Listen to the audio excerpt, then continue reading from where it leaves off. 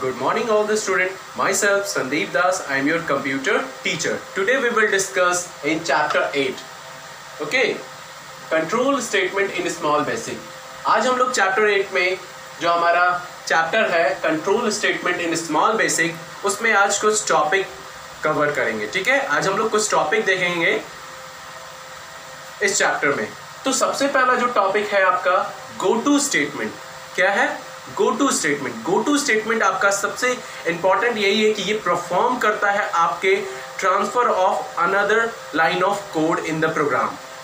यानी आपके जो प्रोग्राम में जो लाइन ऑफ कोड जो लिखा होता है, ठीक है, उसे कैसे ये ट्रांसफर करता है और कंट्रोल करता है ये गो टू स्टेटमेंट के through.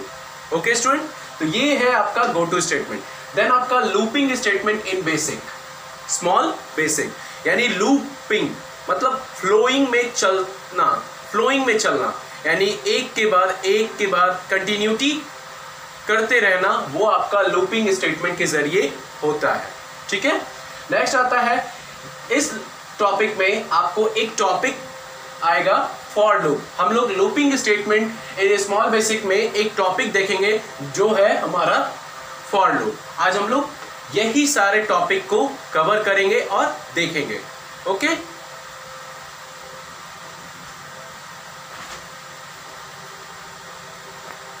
Student, the first topic is go to statement. It perform a transfer of control to another line of code in the program. ये perform करता है कि आपके जो another line of code होता है प्रोग्राम में वो कंट्रोल करता है go to statement के द्वारा. ठीक है. A line of code can be labeled using a token suffixed with the colon. यानी ये जो line of code होता है इसको labeled किया जाता है किसके द्वारा से? कोलोन के द्वारा. किसके द्वारा से? कोलोन के द्वारा. फॉर एग्जांपल आप यहाँ पे देखेंगे लाइन 8. ठीक है. लाइन 8 में a command go to line 8 will take the flow of the program directly to the label line 8. यानी हम यहाँ पे एग्जांपल में देखेंगे कि लाइन 8 में जो कमांड हमारा गो टू लाइन 8 का होगा वो क्या करेगा? डायरेक्टली फ्लो करेगा लाइन 8 के through.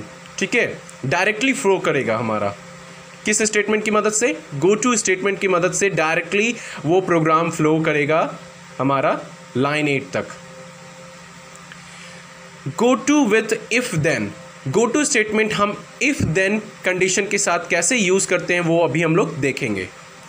Branching can be branching can also be done using go to statement. Branching यानी एक समूह, एक ग्रुपिंग कैसे डन होता है गो टू स्टेटमेंट के जरिए.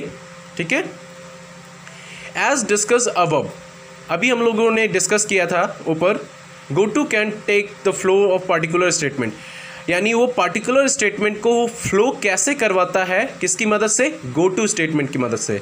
सो go to can be used with if then statement to get the result. Go to काम करता है, ठीक है, इफ देन स्टेटमेंट के साथ और रिजल्ट प्रोड्यूस करता है. किसके साथ? इफ देन कंडीशन के साथ, इफ देन स्टेटमेंट के साथ.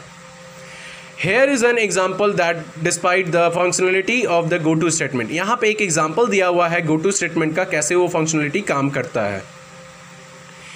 In this example, we check whether the answer given by the user for a question is correct or not. इस एग्जाम्पल में हम लोग देखेंगे कि आंसर हमारा जो यूज़र के द्वारा दिया गया है क्वेश्चन के लिए वो सही है या गलत है, वो चेक करेंगे हम किसके द्वारा? गो टू स्टेटमेंट के द्वारा. ठीक है. तो हम यहाँ पे जो प्रोग्राम लिखेंगे, check whether the answer given for a particular statement is correct और नॉट. ये हमने क्वेश्चन है हमारा. अब उसके बाद हम लोग प्रोग्राम कोडिंग करेंगे. तो सबसे जो पहला जो स्टेटमेंट है आपका line, text window dot right line what is the capital of India. हमने क्या लिखा पहले स्टेटमेंट में, पहले लाइन में what is the capital of India coding किया. उसके बाद सेकंड स्टेटमेंट, सेकंड लाइन में हमने फिर से लिखा आंसर इन ब्लॉक लेटर. यानी हमारा जो क्वेश्चन होगा और उसका जो आंसर होगा वो हमारा क्या होगा? ब्लॉक लेटर में शो होना चाहिए. उसके बाद हमने कैपिटल करके एक वेरिएबल लिया, कैपिटल वेरिएबल लिया, उसमें रीड करेगा वो वेरिएबल को. ठीक है. उसके बाद हम इफ़ कंडीशन को लगाएंगे. इफ़ कंडीशन लगाएंगे कैपिटल इज दिल्ली, यानी अगर दिल्ली होगा तो हमारा वो रन एग्जीक्यूट कर करके हमारा आउटपुट शो कर देगा, नहीं तो फिर देन का इस्तेमाल होगा। Text window write line correct answer, then कर करके आपको वो आंसर करेक्ट होगा तो वो शो कर देगा, अगर नहीं तो वो क्या करेगा, एल्स पार्ट में जाएगा। एल्स पार्ट में जाएगा, गो टू लाइन 10, उसके बाद लाइन 10 पे जा करके एल्स पार्ट में से हो करके उसके बाद एंड इफ, उसके बाद जो लाइन 10 बोल रहा था text window dot right line well done, यानी फिर से वो चेक करेगा कि ये आंसर सही है कि गलत है, तो वो 10 लाइन नंबर पे जाएगा और वहाँ पे चेक करेगा कि ये आपका सही है, तो वो आपको वेल डन का जो मैसेज होगा वो आपके आउटपुट स्क्रीन पे दिखेगा, ठीक है, और आप उस स्टेटमेंट को देखेंगे आपके आउटपुट रिजल्ट में। इस तरीके से हमने एक पर्टिकुलर क्वेश्चन को उसका आंसर सही है कि नहीं हम गो टू स्टेटमेंट यानी इफ़ देन का इस्तेमाल करके कैसे हम उसे आउटपुट देते हैं, ये अभी देखेंगे आप लोग। This will display the result if the answer matches, अगर आंसर मैच करता है तो वो कैसे डिस्प्ले करेगा। In the case answer given in is incorrect, अगर मान लीजिए कि आंसर इनकरेक्ट हो, ठीक है, the else statement get executed, अगर आंसर गलत हो, अभी जस्ट बताया था कि आंसर वहाँ गलत होगा तो एल्स कंडीशन हमारा, एल्स स्टेटमेंट हमारा एग्जीक्यूट करेगा, ठीक है। Interpreter which instruct the interpreter to go to the level line 10, यानी उसके बाद वो इंटरप्रेटर क्या करेगा, लाइन नंबर 10 पे जाएगा, उसे एग्जीक्यूट करेगा, which marks the end of the program. उसके बाद अगर नहीं मिले तो वो क्या करेगा, टर्मिनेट यानी एग्जिट हो जाएगा वो प्रोग्राम और हमारा क्या हो जाएगा, बाहर हो जाएगा। Hence the output will be shown, कैसे आउटपुट शो होगा, यहाँ पे देख रहे हैं, रन करवाया हमने प्रोग्राम को, एग्जीक्यूट करवाया तो हमारा क्या आया, सबसे पहला question what is the capital of India, answer in block letter, read किया, उसके बाद फिर दिल्ली, क्या लिखा, करेक्ट आंसर, वेल डन, ठीक है। ब्लॉक लेटर में हमारा क्या आया, दिल्ली आया।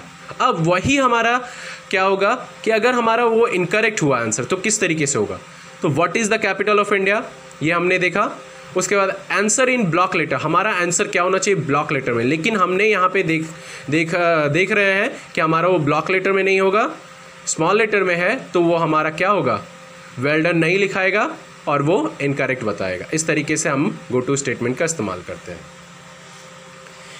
The next topic is looping statement in small basic. Loop are the statement that allow you to repeat a specific block of code again and again until a condition is satisfied. Loop statement आपको मदद करती है कि आप specific block of code जो होता है उसे रिपीट करते हैं बार बार, अगेन एंड अगेन, जब तक वो कंडीशन आपको सही तरीके से रिजल्ट आउटपुट ना दे दे, आप सेटिस्फाइड ना हो जाए। Hence the statement which let you to create loop in a programming language called looping statement. जो स्टेटमेंट आप लोग क्रिएट करते हैं लूपिंग की मदद से प्रोग्रामिंग लैंग्वेज में, उसे लूपिंग स्टेटमेंट बोलते हैं। Small basic uses for and while statement to create loop. Small basic में दो तरीके का लूप आप देखेंगे, पहला फॉर लूप और दूसरा वाइल लूप स्टेटमेंट, ठीक है। तो सबसे पहले हम लोग आज डिस्कस जो करेंगे फॉर लूप के बारे में। For loop is used when you know exactly how many times the statement has to be executed. For loop का इस्तेमाल होता है अगर आपको पता है कि एग्जैक्ट टाइम पता है कि हम उस स्टेटमेंट को कितने बार एग्जीक्यूट करवाएंगे, वो स्टेटमेंट हमारा कितने बार एग्जीक्यूट होगा, वो फॉर लूप की मदद से।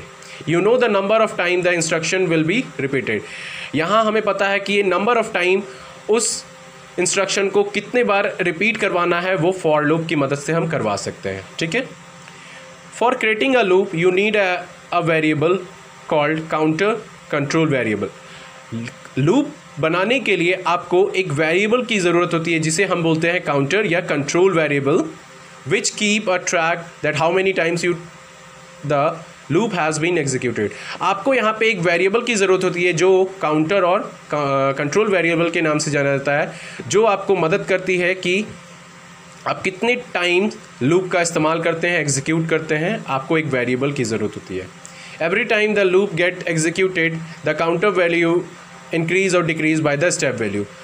हर एक समय आपका लूप एग्जीक्यूट करता है और उसी हिसाब से आपके वैल्यूज़ क्या होते हैं, इंक्रीज़ और डिक्रीज़ होते हैं जिसे बोलते हैं स्टेप वैल्यूज़ को नाम से, ठीक है, जिसे बोलते हैं हम स्टेप वैल्यूज़ के नाम से, जो आपका वैल्यू कभी इंक्रीज़ होगा कभी डिक्रीज़ होगा। Step value can be either positive और negative but can not be zero. Step value हमेशा आपका पॉजिटिव भी हो सकता है या तो नेगेटिव हो सकता है, लेकिन ज़ीरो कभी नहीं हो सकता है। यहाँ पे आप सर्टेन एग्जांपल देखेंगे। पहला तो आपका सिंटेक्स है फॉर काउंटर का। कैसे सिंटेक्स लिखा जाएगा? For counter equal to initial underscore value to final underscore value step underscore value the loop body end for. इस तरीके से हमारा ये क्या हुआ? सिंटेक्स है। एग्जाम्पल में हम लोग देखेंगे फॉर नम, हमने एक वेरिएबल लिया 1 2 3 तक का हमको वेरिएबल होगा। हमने कोडिंग किया हेलो, यानी ये 3 बार हमें डिस्प्ले हो। एंड फॉर हमने कोडिंग को किया। In this example num is the counter. हमारा नम क्या है? काउंटर एक वेरिएबल है हुज इनिशियल वैल्यू इज़ 1, हमारा वैल्यू हो जाएगा 1 और फाइनल वैल्यू 3 हो जाएगा। यानी हम नम एक काउंटर है जिसे हम वेरिएबल बोलते हैं, उसमें हमारा इनिशियल वैल्यू 1 हो जाएगा और फाइनल वैल्यू 3 हो जाएगा। ठीक है, चलिए कैसे देखते हैं, इसे स्टार्ट करते हैं लूपिंग के द्वारा। नम इक्वल टू 1, पहले हमने प्रिंट हेलो करवाया, ठीक है, बिटवीन 1 और 3 के बीच में। हेलो जो वैल्यू था हमने 1 और 3 के बीच में करवाया। The value of num is increase by 1 hence num become 2। उसके बाद जैसे ही वो 1 आपका प्रिंट हुआ तो वो इंक्रीज़ हो जाएगा दूसरे की ओर, दूसरे नंबर पे चला जाएगा। फिर दूसरी लूपिंग में जाएगा तो नम इक्वल टू 2, वो दूसरी बार हो गया, लूपिंग लिया। उसके बाद फिर हेलो प्रिंट करेगा, वैल्यू को वो फिर से हमारा 1 2 3 के अंदर ही प्रिंट करेगा और फिर से हमारा वो नंबर 1 इंक्रीज़ कर देगा, 1 के बाद फिर 1 इंक्रीज़ कर देगा। उसके बाद हमारा वो 3 हो जाएगा loop. Num equal to 3 print hello third time, ये दूसरी बार हमने प्रिंट करवाया। The value is still in the range 1 2 3, यह हमारा फिर अभी भी उसी रेंज में है, ठीक है, अभी भी हमारा उसी रेंज में है, 1 2 3 के ही रेंज में। The value of num get incremented by 1 again, उसके बाद फिर से ये इंक्रीमेंटेड हुआ, फिर वो चला जाएगा नंबर 4 वेरिएबल में। उसके बाद num equal to 4, since 4 greater than 3 the final value is go out of the range, hence the loop is more executed and the loop end। उसके बाद जैसे ही ये 3 से बाहर मतलब एग्जीक्यूट करेगा, इंक्रीज़ होगा 3 से ज़्यादा 4 की ओर जाएगा तो वो क्या हो जाएगा? एग्जीक्यूट नहीं होगा और वो लूप से बाहर आ जाएगा और आपका क्या हो जाएगा? रिजल्ट आउटपुट शो कर देगा। यहाँ पे देख रहे हैं पहली बार प्रिंट हुआ, दूसरा, फिर तीसरा, चौथा बार क्यों नहीं लेगा? क्योंकि हमारा जो वैल्यू रेंज था 1 से 3 के बीच में वो प्रिंट करवाएगा, तो 1 से 3 के बीच में ही प्रिंट करवाया। इस तरीके से हमने लूपिंग का इस्तेमाल किया, फॉर लूप का इस्तेमाल किया। दूसरा एग्जांपल में है print all even number from 2 to 20। कैसे हम 2 to 20 इवन नंबर को प्रिंट करेंगे? ठीक है, तो हमने फॉर लूप का इस्तेमाल किया। For num equal to 2 to 20, ये हो गया स्टेप 2, ठीक है। Text window dot right line, हमने डाटा लिया नम और एंड 4 किया। उसके बाद जैसे ही हम इसे एग्जीक्यूट कराएंगे, रन करवाएंगे, तो हमारा देख रहे हैं यहाँ पे 2 से 20 तक का इवन नंबर हमारा प्रोड्यूस हो गया, ठीक है। This code uses the step statement to increment the value of num by 2 every time, यानी हर एक समय 2 टाइम्स ये क्या होगा? बढ़ता चला जाएगा। इस तरीके से हमारा वो इवन नंबर प्रोड्यूस हो जाएगा। Third example, let us print the reverse counting. कैसे हम रिवर्स काउंटिंग को रिप्रेजेंट करेंगे? ठीक है, 10 to 1 using the negative step value. Negative step value की मदद से हम इसे रिवर्स मोड में देंगे, ठीक है। तो यहाँ पे आप देखेंगे कि कोडिंग हमने लिखा फॉर नम इक्वल टू हमारा वेरिएबल नम हो गया, उसके बाद 10 to 1 स्टेप -1, यानी ये हमारा नेगेटिव वैल्यू है। उसके बाद हमने डाटा लिया नम का वेरिएबल जो है, उसके बाद एंड और किए। उसके बाद जैसे ही इसे रन करवाएंगे तो हमारा वो क्या हो जाएगा? रिवर्स मोड में आ जाएगा। 10 9 8 7 6 5 4 3 2 1, यानी ये हमारा रिवर्स मोड में हमारा आउटपुट शो कर दिया। इस तरीके से हम लूपिंग का इस्तेमाल करते हैं, ठीक है, अपने प्रोग्रामिंग में। सो स्टूडेंट, ये था आज का टॉपिक, फिनिश हुआ। Next topic is in the next video. Thank you.